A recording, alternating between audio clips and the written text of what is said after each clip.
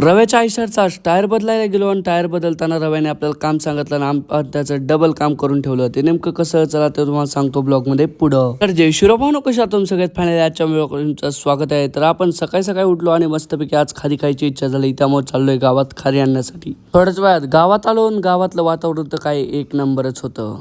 त्यानंतर डायरेक्ट आलो आपण आता बेकरीमध्ये आलो, मस्तपैकी खारी घेतली आणि खारी घेऊन चाललो मित्रांनो डायरेक्ट आपण आता घरी मस्तपैकी खारी खाण्यासाठी. तर चला आज जाऊया. घरी आलो त्यानंतर मस्तपैकी चहा करून घेतला आणि मस्तपैकी खारी घेतली. चला म्हणलं आता डायरेक्ट भेटतो तुम्हाला चहा खारी खाऊन झाल्यानंतर. खारी खाऊन आपण 10-15 मिनिटं बसलो. तेवढ्यात आला आपला रवी भैया म्हणलं आयशरचं थोडंसं काम निघले ते करून येऊ. त्यामुळे चाललो आपण आता रवी भैया सोबत थोडं आयशरचं काम करण्यासाठी. मित्रांनो कालच्या ब्लॉग मध्ये तुम्ही कसं बघितलं होतं, चैतन्य लय दिवसात आला, तसा आज पण आपला रवी भैया पण आपल्या ब्लॉग मध्ये लय दिवसानंतर आलाय. त्यानंतर मस्तपैकी आयशर मध्ये बसून डायरेक्ट निघलो आपण आता डायरेक्ट पंधराला जायला, कारण की पंधराला जायचं होतं आपल्या आयशरची पंक्चर काढण्यासाठी.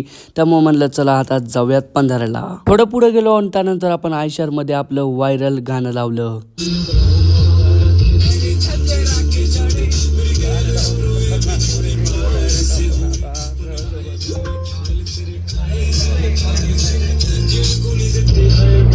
नंतर मी लावलं होतं, पण रवी भाईनी बघा आता कसला खतरनाक पेट घेतला आहे.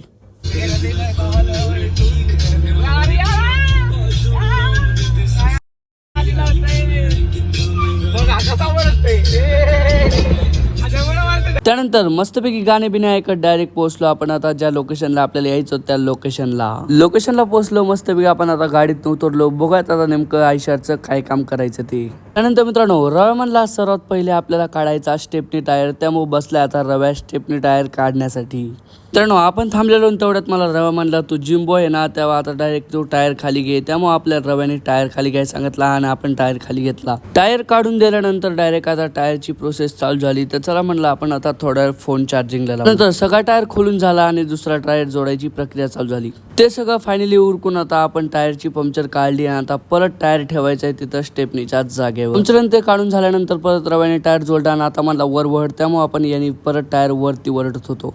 त्यानंतर मित्रांनो सगळी एकदाची प्रोसेस कंप्लीट झाली आणि फायनली चाललोय आपण आता घरी. तर चला आजच्या ब्लॉगसाठी एवढा समय. आजचा ब्लॉग कसा वाटला नक्की कमेंट्स सांगा. ब्लॉग आवडत असेल लाईक करा आणि पेजवर असताना पटापट फॉलो करून घ्या.